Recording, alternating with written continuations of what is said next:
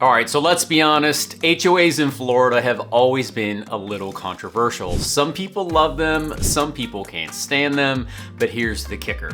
Florida lawmakers are talking seriously about limiting or even totally eliminating the power of HOAs altogether. And if you're a homeowner or thinking about buying a home here, that could completely change your experience and quality of life in your community. So what happens if Florida becomes the first state to start rolling back HOA power? Is that a win for homeowners like you and me, or could it be a disaster in disguise? Now, before we talk about where we're going, we really need to talk about where we are right now and where this came from. And HOA started as a way to protect your investment and keep your neighborhood looking great. They handled lawn care, they kept the sidewalks clean, and the pool open. And overall, the goal was just to keep things looking uniform throughout the entire community. And in a perfect world, an HOA means your neighbor isn't parking a car on blocks in their front yard, the entrance signs stay maintained, the lights stay on, and property values hold steady over time. But the reality, depending on what community you live in, can be quite different. And over the last 10 to 15 years, especially here in Florida, HOAs have become more aggressive, more expensive, and depending on who's on the board, more political. And the HOA that's supposed to protect your home can also tell you what color you're allowed to paint it. They tell you how long your garbage cans can stay out by the road, the fact that you can't park a car on the street, and for a lot of homeowners, it's starting to get ridiculous and just feel like too much. Before we get into what's actually happening right now with HOAs, if we've never met before, my name is Juan, Alcalá, and I make videos that are all things Tampa Bay, what it's like to live here, what it's like to work here, and what it's like to play here. And a little over 6.5 years ago, my wife Kate and I sold almost everything we own, packed up our family of 5, and moved 1,200 miles south here to the greater Tampa Bay area, where we've been loving it ever since.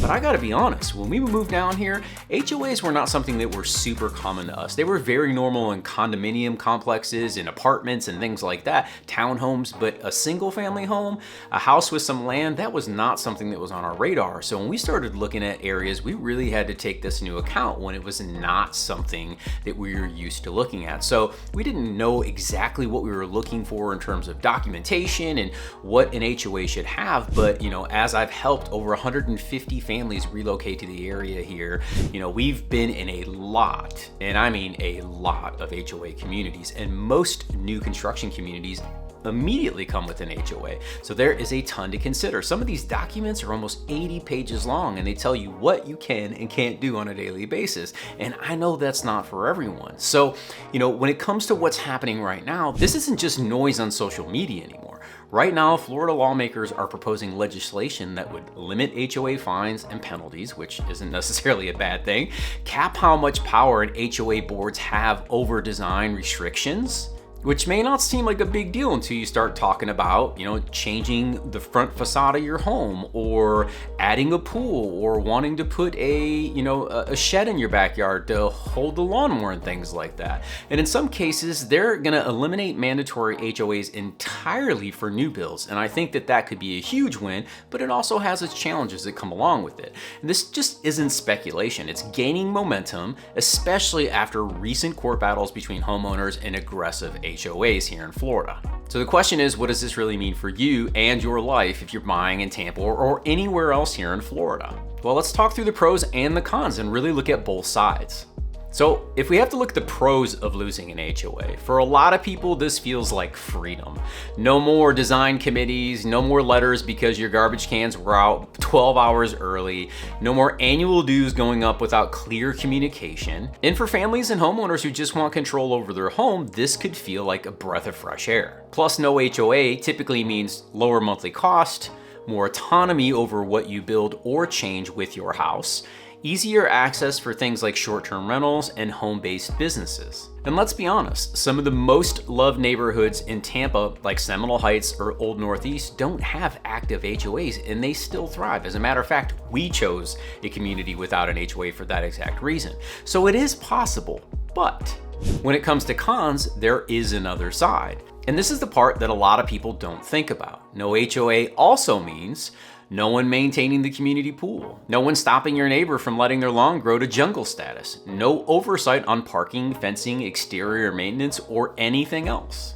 You might win your freedom, but you also could lose that neighborhood feel that you absolutely fell in love with and the reason that you bought the home to begin with. In higher end communities, HOAs often handle landscaping, gate security, irrigation systems, and even exterior pest control. So that's a lot to consider. Some of them have cable and internet included, for goodness sake. So you gotta be very mindful of this. So while you might be spending $150 to $400 a month in dues, you're also getting back time, consistency, and in some cases, peace of mind. And if you are considering moving to the area or you just have more questions about living in Tampa Bay, feel free to reach out to me and the team. All of my contact information is down below, including a link to my calendar. And here's something we've seen with those clients. They'll say, we don't want an HOA. And then we'll find them the perfect non-HOA home, but when they visit, they'll notice an RV parked across the street, 3 rentals on 1 block, maybe a property that hasn't been maintained in years, or a boat sitting out in somebody's front yard. That's very normal here in Florida as well. Because no HOA does sound great until you realize everyone else has freedom too. And I don't know about you, but in my experience, not everybody treats their property the same. And some people just don't have the resources or the ability to take care of their property the same way you would. So these are things you have to take into consideration. So we always ask, what are you actually trying to avoid? Is it the fee, the control, the paperwork, or is it just that you've never experienced a well-run HOA, which those exist as well? Because the truth is, they're not all bad. Some are actually incredibly well-run, especially in master plan communities like Starkey Ranch, Fishhawk, or West Chase, where the HOA helps support everything from community events to playground maintenance to lifestyle directors that plan neighborhood cookouts.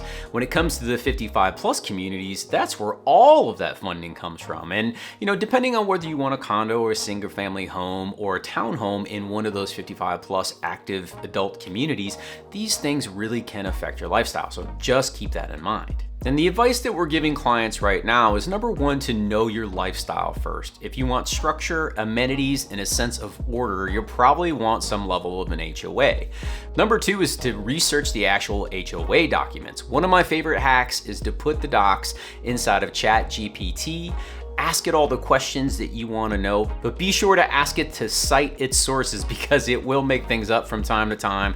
But if you do that, it'll pull up the exact section in the document that you're looking for. And every association is different. Some are basically glorified landscaping companies. Others control everything down to the mailbox color. Talk to the neighbors while you're in the community. Go to the park. Ask them what it's really like living there. You'll learn more in a 5-minute driveway chat than 20 pages of bylaws any day of the week. And think long term. Even if you're okay with loose restrictions, ask yourself, will this neighborhood still look clean and desirable 10 years from now? And the reality is, we gotta remember that the goal isn't just to avoid rules. It's to invest in the right level of structure for how you live your life. At the end of the day, this conversation isn't just cut and dry. Some families thrive in non-HOA neighborhoods, like ourselves, where they can build the exact lifestyle they want on their own terms. Others need rhythm and order that a solid HOA provides. What matters most is that your home and your neighborhood support your values and your ideal lifestyle, not fight against them. And if Florida really does scale back on HOA power in the coming years, you'll want to understand exactly how that affects your move. So if you are relocating to Tampa or considering buying a home anywhere here in Florida, let's walk through it together. All of my contact information is listed down below. There's a link to my calendar where you can schedule a time that is most convenient for you. I'll pop up Google Maps. We'll walk through these communities. We'll share with you what we know and understand, the pros, the cons, and build an actual plan that makes the most sense for you and your family. I'm gonna put up 2 more videos up here that are hot buttons right now in Florida. I know taxes are a huge thing and we could potentially lose property taxes. So if you want to know more about that, make sure you click on these videos. And as always, until next time, go out and live that Tampa life.